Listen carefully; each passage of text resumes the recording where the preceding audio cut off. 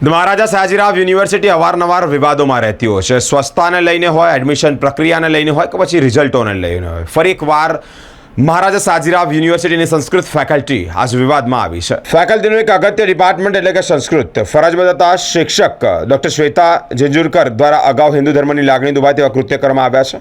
હિન્દુ ધર્મના પ્રાચીન ગ્રંથ રામાયણમાં માતા સીતાનું હરણ ભગવાન રામ દ્વારા કરવામાં આવ્યો તેવો ઉલ્લેખ ડૉક્ટર શ્વેતા દ્વારા કરવામાં આવ્યો, જે પુસ્તકમાં એક રિવ્યુઅર તરીકેની ભૂમિ ભજવતા હતા, જેને લઈને ગુજરાત સરકાર દ્વારા ડૉક્ટર શ્વેતા જિંજુરકરને બ્લેકલિસ્ટ કરવામાં આવ્યા હતા। પરંતુ યુનિવર્સિટીના સત્તાધીશો ક્યાંક ને ક્યાંક વાલા દવાલાની નીતિ અપનાવી રહ્યા હોય તેવું લાગી રહ્યું છે। ક્યાંક યુનિવર્સિટીની ગરિમાને ઠેસ પહોંચી રહી હોય તેવું પણ લાગી રહ્યું છે। યુનિવર્સિટીનું નામ કલંકિત થઈ રહ્યું છે। એનએસયુઆઈ દ્વારા આવા શિક્ષકોને હટાવવાની માંગ કરવામાં આવી છે। કોઈ પ્રકારના પગલાં યુનિવર્સિટી દ્વારા લેવામાં નહીં આવે તો એનએસયુઆઈ ઉગ્ર આંદોલન કરશે। એનએસયુઆઈ સંગઠન રજૂઆત કરવા માટે જ્યારે ગઈ ત્યારે ડીન મેડમ ગેરહાજર હતા। એનએસયુઆઈના આગેવાનો રજૂઆત જે પેપર જે છે તે ખુરશી પર ચોંટાડી અને વિરોધ કર્યો હતો।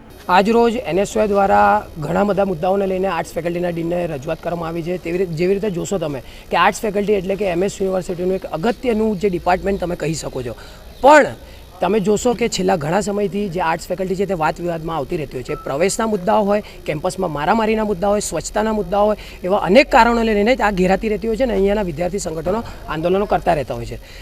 આર્ટ્સ ફેકલ્ટીનું એક અગત્યનું ડિપાર્ટમેન્ટ એટલે કે સંસ્કૃત ડિપાર્ટમેન્ટ, ત્યાં ડૉક્ટર જે શ્વેતા જિંજુરકર જે પોતાની ફરજ બજાવે છે તે અગાઉ ગુજરાત ગવર્મેન્ટ દ્વારા તેમને એક 12માની બુકમાં તેમને રિવ્યુઅર તરીકે હાયર કર્યા હતા।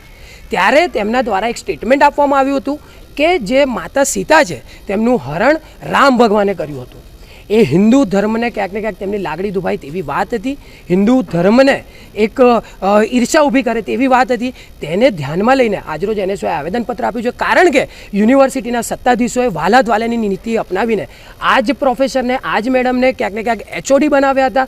અગત્યની જવાબદારીઓ સ્ટુડન્ટ ડીન સુધીની જવાબદારીઓ આ મેડમ પાસે હતી અને આવા મેળાઓને રાખીને ક્યાંક ને ક્યાંક યુનિવર્સિટીનું નામ કલંકિત થાય છે, યુનિવર્સિટીનું નામ બગડે છે।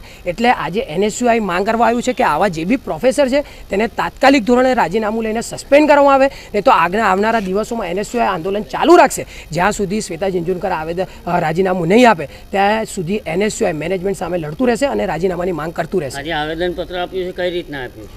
આજ રોજ આવેદનપત્ર આપવા આવ્યા હતા। ક્યાંક ને ક્યાંક મેડમને ડીનને જાણ થઈ ગઈ હતી કે એનએસયુઆઈ સંગઠન આ રીતનું વિરોધ પ્રદર્શન લઈને આવી રહ્યા છે અને આમાં સત્તાધીશો ક્યાંક ને ક્યાંક ગુણવાયા છે, કારણ કે આમાં તમે જોઈ શકો છો કે આ જે મેડમ છે એ કલંકિત છે, એટલે આજે તેમને તેમની સીટ છોડીને જવું પડ્યું। આજે ગેરહાજર હતા। આજે એનએસયુઆઈએ તેમની જે સીટ હતી, તેમની જે ખુરશી હતી ત્યાં આવેદનપત્ર ચોંટાડીને ત્યાં લગાડીને વિરોધ પ્રદર્શન કરીને ત્યાં માંગ કરી છે રાજીનામાની, અને મેડમ ગણતરીના કલાકોમાં દિવસોમાં જવાબ નહીં આપે તો એનએસયુઆઈ આંદોલન ચાલુ રાખશે। આપનું નામ? અમર વાઘેલા, પ્રમુખ વડોદરા શહેર એનએસયુઆઈ।